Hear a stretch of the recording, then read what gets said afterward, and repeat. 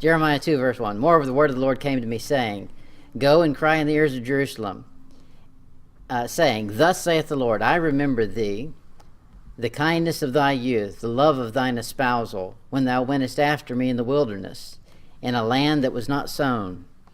Here God's talking to them, and he's saying, here's what I want you to tell them. Go to the gate. Go to where the people are. Don't sit down in a church house and expect everybody to come running to you. That's not what the church is for. This age has messed that all up. This age says, everybody come pile into the church house, and we want everybody saved or lost to come to the church house and get saved because the preacher will tell them how to do it. No, that's every Christian's responsibility, is to go talk to everybody they meet and tell them, are you saved or not? The church is to help you grow once you are saved. It's not to get you saved. Now, the church should be able to do that as well. However, that's not the point of it. Here he's telling him evangelism is you go out and give a message from me. And that's what he's supposed to do. He's supposed to run to the gate and start preaching. In Jeremiah chapter 7, verse 2, he says it this way. Stand in the gate of the Lord's house and proclaim there this word and say, Hear the word of the Lord, all ye of Judah that enter into these gates to worship the Lord. So here he's saying, hey, look, I want you to get out my word. That's what you go and proclaim. To make a difference is not going to be the peace on earth and goodwill to men that we can produce. It's 100% a message from God, his word. Does that apply to the church, especially because it's talking about people that are entering in to worship the Lord already? Yes. Mm-hmm. Yep. Now here he's speaking to the nation, Israel. However, you can spiritualize it, make it apply. In Jeremiah 11:6, he says this, And the Lord said unto me, Proclaim all these words in the cities of Judah, in the streets of Jerusalem, saying, Hear the words, plural, of this covenant, and do them. Now, we've already covered, looking at the New King James versus the King James, two of the words that appear in that verse. Words, plural. If you don't have all the words, plural, you don't have the message. Because if you mess up one or two of the words, it diametrically changes the message. So you need every word. Then here he's talking to the nation of Israel, and they've got a covenant. That's what applies to the Old Testament nation of Israel. The New Testament, we have a testament. Jeremiah 19, verse 2. He says, And go forth into the valley of the son of Hinnom, which is by the entry of the east gate, and proclaim there the words that I shall tell thee. Now, if you don't have a Bible that has every word of God in it, you can't obey that. You need the book that has everything God said. You leave one or two words out, you've changed his message. You might have just declared war on yourself. Don't do that. In Proverbs chapter 1, verse 20, he says this, Wisdom crieth without. She uttereth her voice in the streets. That's us. We should be doing that. We should be going out to the people. Don't sit in the church house, expect them to come in here and get some wisdom. No, we got to go out and give it to them. Now here, wisdom is Jesus Christ before he's born.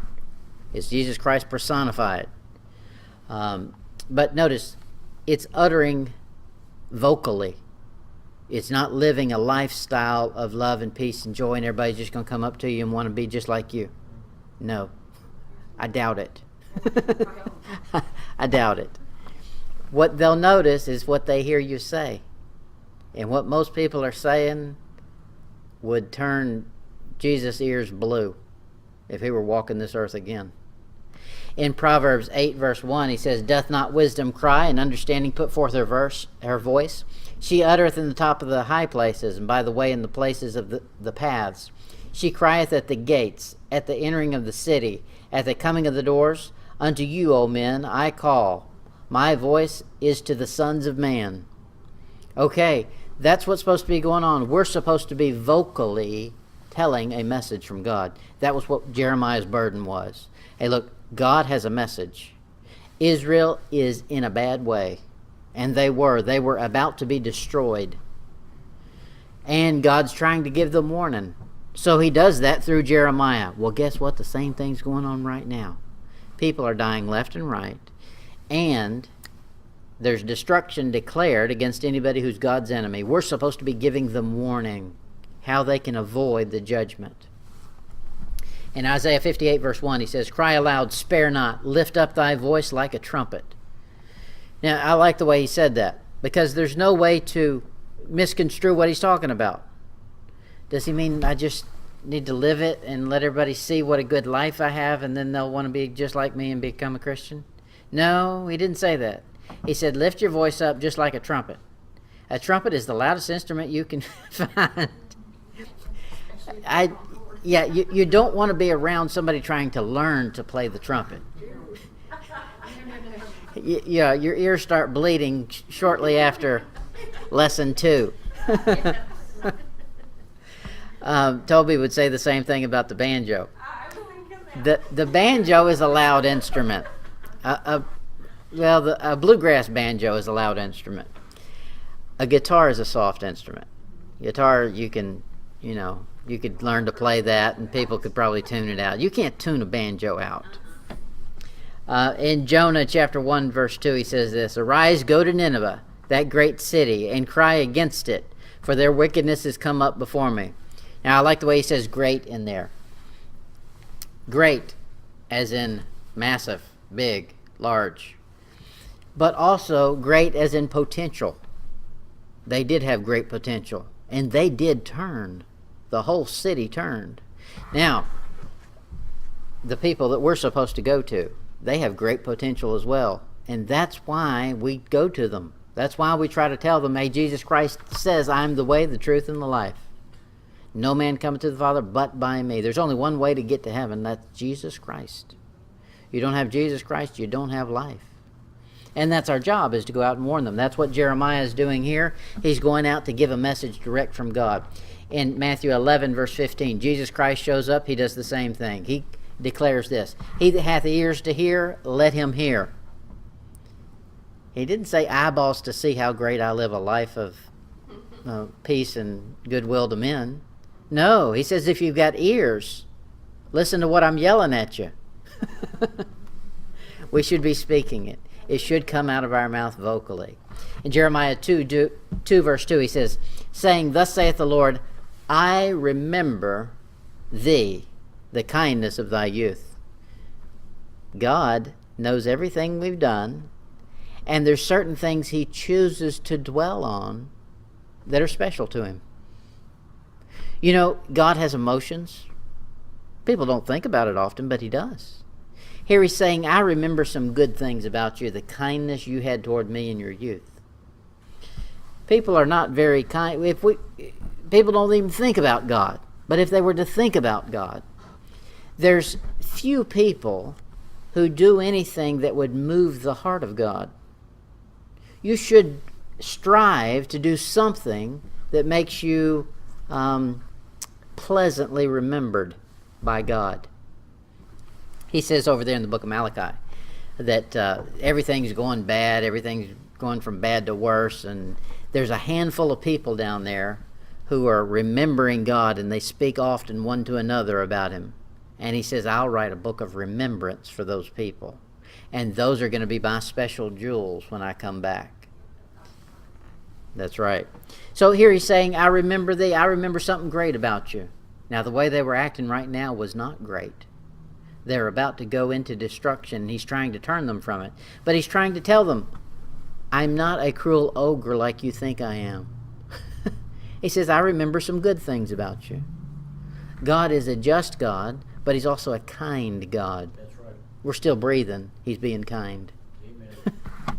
In Exodus 14:31, it says, And Israel saw the great works which the Lord did upon the Egyptians, and the people feared the Lord and believed the Lord and his servant Moses. When you see God do something in your life, it does something that very instant that it connects. Your brain connects, God did that. You stand, it may not last you very long. You may get over it supposedly quick. However, there's an instance of recognition between God's hand interfering in your affairs, and you have a moment of awe, the awe of God. That God takes note of. He's writing it down. In Ezekiel 16, verse 8, he says, "Now when I passed by thee, I looked upon thee, and behold, thy time was the time of love, and I spread my skirt over thee, and covered thy nakedness. Yea, I swear unto thee, and entered into a covenant with thee, saith the Lord, and thou becamest mine." This is pictorial. He's talking about a nation of Israel. When he chose Israel as a nation, they were all slaves in bondage to Israel. He said, there was nothing special about you to make me choose you. I just did it. That's how good God is. There's nothing special about us, that we're special sinners that God chose to be merciful and offer salvation to. There's nothing special about that. That just shows how special he is. Ezekiel 16:22. "And in all thine abominations and thy whoredoms thou hast not remembered the days of thy youth, when thou wast naked and bare, and wast polluted in thy blood." He says, what I have a problem with Israel about is this. I chose them when they were nobodies, and I did them good. Now they've been receiving good at my hand, and they've gotten the big head about it, and they don't remember the pit I pulled them out of. That's a dangerous place for anybody. Everybody can get in that place very quickly. We were talking about earlier, it's not enough to have a right answer. You can beat somebody up with a right answer, and they won't understand or even want to hear your right answer. You need to care about the person and want to give them truth and help them. If you don't care about them getting truth, you just having the right answer means zero to them. Amen.